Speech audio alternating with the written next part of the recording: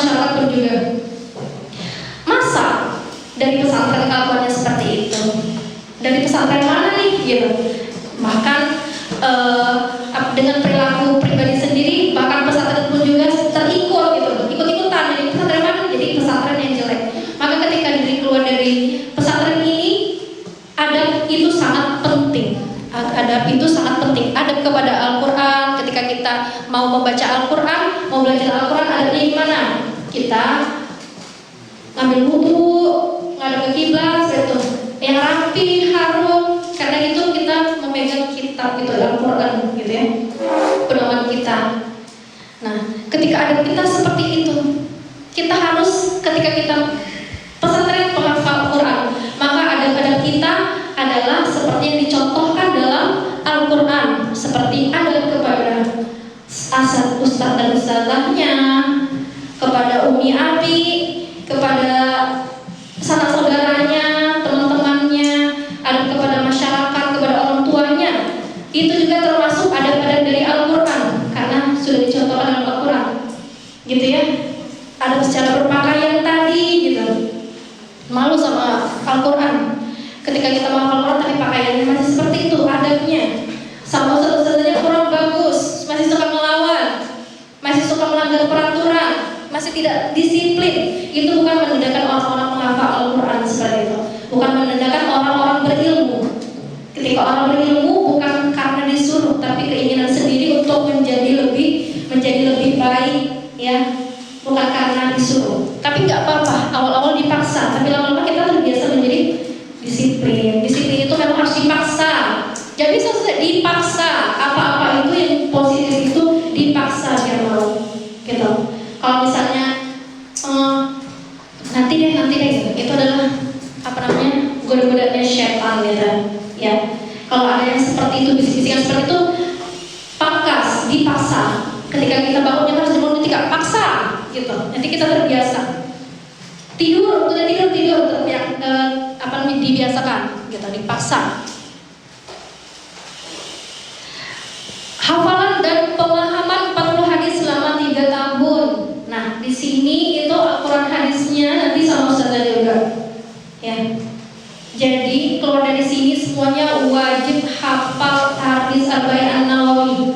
40 hadis itu ya, Imam An-Nawawi sebenarnya isinya 42 hadis, tapi ditulis 40 hadis. Nah, Imam An-Nawawi itu wajib di sini semuanya selama 3 tahun harus hafal, nanti setoran setiap harinya sama Ustazah. Hadis Arba'in yang berawal dari misalnya niat, tentang niat gitu ya. Itu. Nanti dijelasin nanti. Nah, itu kalian harus hafal. Dan di sini kalau di sini wajib hafal hadis Arba'in An-Nawawi. Gitu. Jadi ketika kalian agar apa? Ketika kalian berdakwah, gitu. Ketika kalian berdakwah, kalian ketika menjadi anak pesantren harusnya berdakwah, gitu. Jangan dipendam, gitu. Ilmu harus belajar dan diajarkan. Ya. Sebaik-baik kalian adalah orang yang belajar Al-Quran dan mengamalkannya. Segala macam ilmunya yang kalian dapatkan di sini. Ketika kalian itu penting 40 hadis ini, ketika kalian berdakwah, misalnya disuruh ngisi tiba-tiba nih, gitu. Suruh ngisi, gitu. Tiba-tiba akhirnya suruh ngisi ke sini, ada ceramah sini. Atau misalnya di masyarakat nanti kalian suruh ngisi nih, gitu. Ada apalagi cita-citanya pengen jadi ustaz, pendakwah, sangatlah penting. Hadis-hadis ini pedoman kalian untuk ketika menjadi dai. Di situ semuanya ada. Gitu. Makanya ya harus hafal. Ketika kita berdakwah itu, dalil-dalil itu sangat penting ya. Misalnya ania tentang apa kita harus ucap. Cuma sekadar katanya-katanya, tapi harus hafal.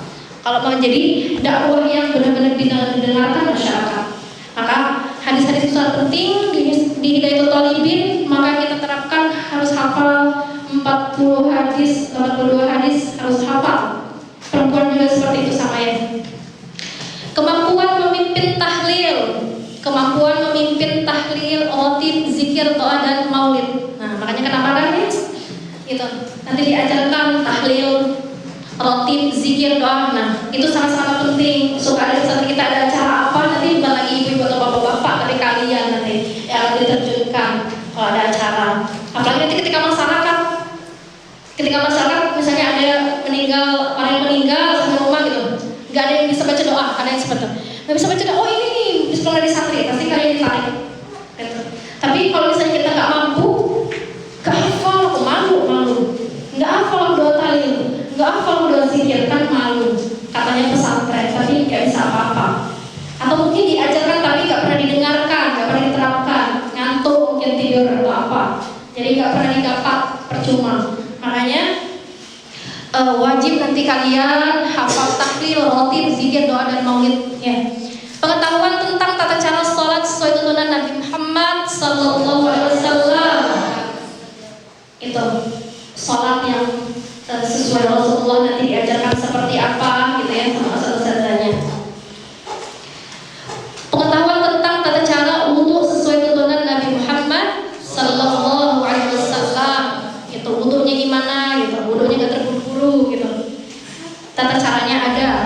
Kemampuan dasar untuk melakukan editing foto dan video nanti kalian akan diajarkan editing atau foto, ngedit segala macam, gitu. Nanti mungkin kita akan mengundang pakarnya, gitu, tentang editing gimana, terus segala macamnya, agar kalian kalau dari sini nggak dianggap santri katrok, gitu ya, nggak bisa apa-apa, cuma bisanya Al-Quran juga. No, di pesantren Hidayatul Thalibin ini semua bisa, semua harus bisa, ya, semua bisa.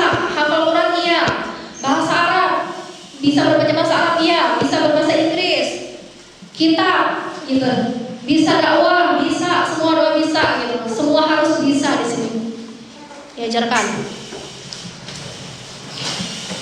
Kemampuan bahasa Arab tadi, kemampuan bahasa Arab dasar ditingkat nanti sesuai kemampuan masing-masing santri nanti diajarkan. Mungkin nanti setiap harinya akan diterapkan misalnya mufrodat, gitu, bahasa Arab, gitu, biar kalian fasih berbahasa Arab di sini. Nah, sangat penting bahasa Arab ini. Apalagi kalau misalnya kalian ingin belajar ke luar negeri, misalnya kita sebenarnya pengennya ke Mesir, ke Madinah atau apa, bahasa Arab sangatlah penting untuk bekal kalian. Karena di sana nggak ada orang kayak bahasa Indonesia, gitu ya, nggak ngerti. Kalian suruh beli apa aja nggak ngerti nanti. Nah, itu sangat-sangatlah penting, sangat-sangat penting. Ada bahasa Inggrisnya juga ada, gitu.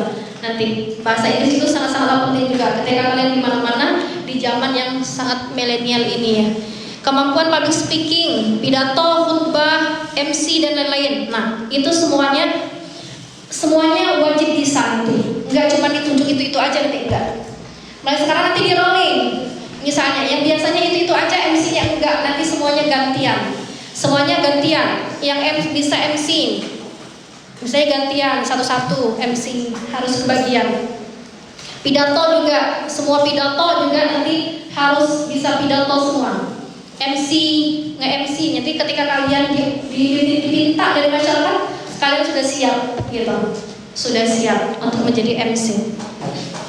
Pengetahuan tentang dasar-dasar kepemimpinan, leadership dan berorganisasi. Nah, gitu, mulai dari kelas ini terorganisasi, dari ketua kelasnya, ya, siapa sih ketua kelasnya? Rinda, ketua kelasnya, ada wakilnya, gitu ya, ada sekretarisnya, ada bendaharanya, ya. Nah, mulai dari sekarang harus bertanggung jawab ketika berorganisasi. Misalnya siapa ketua kelasnya tadi, siapa?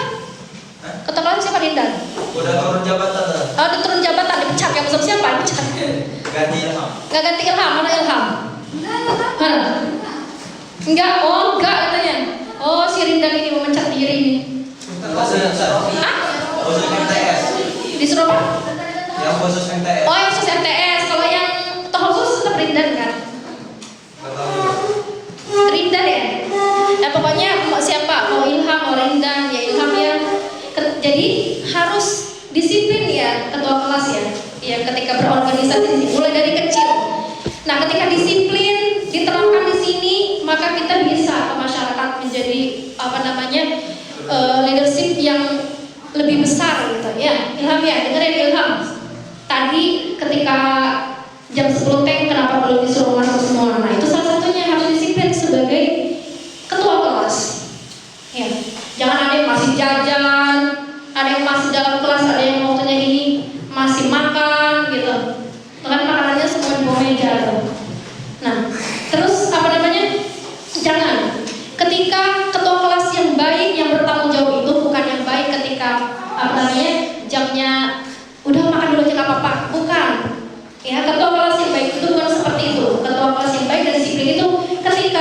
sudah waktunya masuk kelas, semuanya disuruh masuk kelas. Tidak boleh ada yang makan, harus tegas sebagai ketua kelas. Itu untuk kebaikan bersama. Itu yang dinamakan baik dan disiplin. Ya. Mulai dari kecil, mulai dari sini. Ketika kalian sudah bisa di sini berorganisasi dengan baik, maka nanti organisasi yang lain kalian bisa. Kalau di sini aja masih nggak berani gitu kan, masa sama anggota-anggotanya nggak berani gitu negor. Gitu. Terus anggota-anggotanya hargai gitu. Sebagai ketua kelas di sini jangan mentang-mentang ilham kecil, gitu. Nggak dihargai ketika masuk malah nantang gitu. Bentar dulu, nggak bisa. Harus semuanya masuk, dengarkan. Kecuali kalau ketuanya melenceng, baru boleh anggotanya mengingatkan. Ketika masih dalam kebaikan, maka diingatkan harus nurut. Gimana kalian harus sukses berorganisasi gitu ya di dalam kelas sesama teman aja masih nggak bisa nurut gitu. Yang akan dipakai sama masyarakat. Oke. Akhlak karimah nih, akhlak karimah keluar dari sini, gitu ya. Apa ya? Keluar dari sini kita di akhlak nomor 1. Makanya nanti sama Abi ya akhlak ya insyaallah sama Abi akhlak. Jangan sampai ini santri itu tolibin, masya Allah gitu akhlaknya mana ini, gitu akhlaknya kurang, akhlaknya ini gitu sama ustazanya masih marah-marah gitu, sesama temannya masih suka berantem gitu. Ke masyarakat juga kalau ketemu sama orang tua itu salim, ketemu sama yang perempuan sama ustazanya salim gitu minimal, ketemu sama ustaznya salim dimanapun berada, jangan dicuekin. Itu guru kalian adalah orang tua kalian selama di sini, umi adik kalian orang tua kalian selama di sini gitu. Keberhasilan suatu kesuksesan kalian itu peran guru itu sangatlah penting, sangat penting mengajar kalian di sini. Mungkin orang tua selama ini nggak ngerti cara kalian mengajarkan di rumah, tapi ada guru yang di sini, ustaz-ustazah kalian yang di sini, yang mengajarkan kalian yang tadinya kalian tidak bisa menjadi bisa. Nah, hormat terhadap hal-hal yang bagus itu adalah salah satu bentuk terima kasih kalian kepada guru-guru kalian, ya. Pembimbing, pengasuh, ustaz-ustaz guru itu tidak meminta apa-apa kecuali minta satu, dihargai sebagai guru, maupun gurunya masih kecil, gurunya lebih muda dari kalian atau segala macam misalnya, nggak apa-apa seperti atau saya ustaz gitu, ustaznya aja nggak pakai kaos kaki gitu, gimana kan kaos kaki, tidak boleh seperti itu ya. Yang penting mereka mengingatkan, ikuti gitu, yang baik-baik diikuti. Jadi apalagi umi gitu, kami di sini misalnya jadi ini, jadi bagus dari sini disuruh ini, disuruh itu, selalu mirip. Tidak, semua pesantren seperti itu. Ustaz-ustaznya juga merasakan bertahun-tahun menjadi tukang masak pada saat itu mendirikan pesantren tiap hari, enggak. Karena apa? Keikhlasan itulah salah satu kesuksesan, salah satu ilmu yang akan didapat kita. Karena salah satu bentuk bakti kalian, maka ustazanya akan tulus mendoakan kalian, gitu ya. Kalau misalnya gurunya tidak ikhlas, marah-marah gimana? Ilmu yang dapat kalian tidak akan berkah. Kalau ustazanya di sini tidak dihormati, tidak akan berkah. Seperti orang tua, gitu. Karena seperti orang tua, makanya akhlak itu sangat-sangatlah penting. Al-Qur'annya juga adabnya gitu. Ya, ketika sama ada orang tua lewat, siapa saja walaupun nggak kenal, disalim gitu. Ustazanya mau kemana pun juga pas ketemu disalim, jangan dicuekin gitu, dicuekin. Masuk dicuekin, pulang dicuekin, baru datang dari mana dicuekin, bahkan pengasuhnya aja dicuekin gitu datang, tidak. Itu salah satu bentuk bakti kalian, gitu ya. Salah satu bentuk untuk bakti kalian, apalagi sama orang tua. Nah, sama orang tua ketemu harus saling, sama masyarakat ada yang lebih tua saling, itu harus ramah, senyum, jangan cuek gitu. Ini bahkan menjadi penilaian semua, apalagi pesantren kita ini adalah lingkungannya masyarakat.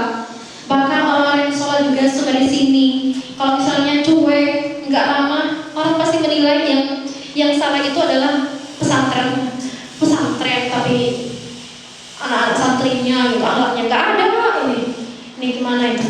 Jadi jangan seperti itu. Jadi mulai dari sekarang jangan cuma didengarkan, tapi diterapkan. Kemampuan memahami kitab kuning, nanti kalian juga belajar selain belajar yang lain, kalian juga pintar kitab kuning gitu ya. Pintar kitab kuningnya, mengerti. Kemampuan percakapan bahasa Inggris gitu, daily speaking. Nah mungkin nanti akan misalnya setiap hari kalian pakai speaking gitu. Bahasa Inggris dikit-dikit gitu, biar terbiasa. Keterampilan dasar-dasar entrepreneur ya gitu, kayak misalnya jadi motivasi gitu. Makanya kita terapkan dulu di sini sekarang, sering memotivasi teman-temannya gitu, mengajak teman-teman dalam kebaikan, itu salah satu entrepreneur juga ya gitu. Nanti kalian juga akan diajarkan juga gimana caranya berseminar, jadi entrepreneur memotivasi. Bahkan nanti insya Allah akan kita undang juga pakar-pakar pemotivasi gitu ya, agar bisa kalian belajar, oh caranya gimana sih kita itu ceramah atau duduk itu nggak gemeteran, atau misalnya bisa ngomong gitu, apa yang diomongkan itu nanti kita akan belajar semua, sehingga kalian ketika menjadi pendakwah itu sangat penting gitu. Memulai dari mana? Oke, kita masuk ke selanjutnya, kegiatan ekstrakurikuler ya. Ada silat karate gitu. Nanti di sore tadi ya, setelah program merojaah berpasangan, ada silat karate, seni Islam, hadroh seperti biasa ya, hadroh dan lain-lain, latihan hadroh. Ada riyadhah itu adalah olahraga, ada voli, badminton, tenis meja dan lain-lain ya. Arab, bahasa Arab gitu, mungkin kayak nanti kalian kayak ngomong gitu berbahasa Arab, nanti diajarin. English gitu ya, bahasa Inggris, IT, desain grafis, nanti kalian akan diajarin juga, nanti insya Allah kita belajar sama pakarnya juga, diundang juga gimana caranya IT-nya yang bagus, ngedit yang bagus, editing gitu ya, nanti akan diajarkan. Pramuka gitu, agro, perkebunan dan peternakan, jadi nanti kalian akan diajarkan gitu, bagaimana jadi pengusaha yang sukses nantinya. Nah mulai dari sini, mulai dari pesantren, ketika disuruh Umi sama Abimnya tanam cabai gitu, maka tanam gitu ya, gitu. Disuruh ini koperasi juga warung katanya misalnya, itu salah satu kalian juga entrepreneur juga gitu, belajar gimana sih gitu caranya nanti jadi pengusaha yang sukses. Nah, jadi pengusaha yang sukses itu nanti diajarkan semua di sini ya. Oke, lab skill, project lab skill. Nanti kita akan juga lab skill. Nah, kayak misalnya nanti Darsul Tauba, salah satunya Darsul Tauba, berpidato, gimana berpidato yang bagus gitu ya. Berpidato yang bagus, terus kayak di sini event organizer katanya. Jadi apa? Jadi IO. Ya, nanti kalian akan diajarkan, misalnya nanti kalian kita dapatkan langsung misalnya ya. IO misalnya IO seminar atau IO pernikahan, misalnya bisa jadi nanti IO pernikahan misalnya. Jadi kalian benar-benar bikin nanti siapa yang bagian gitu di konsep pembukaannya siapa, pidatonya siapa gitu ya, terus KUA-nya siapa nanti gitu, terus banyak gitu ya. Kewirausahaan bisa jadi buka seminar, nanti buka seminar siapa, bagian kameramen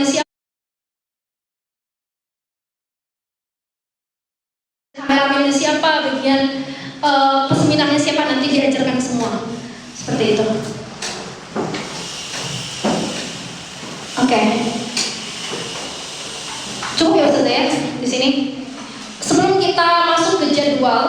ada yang ditanyakan dari santri dan santri? Ayo, ada yang ditanyakan? Ustazah sangat senang kalau ada yang bertanya, berarti mendengarkan.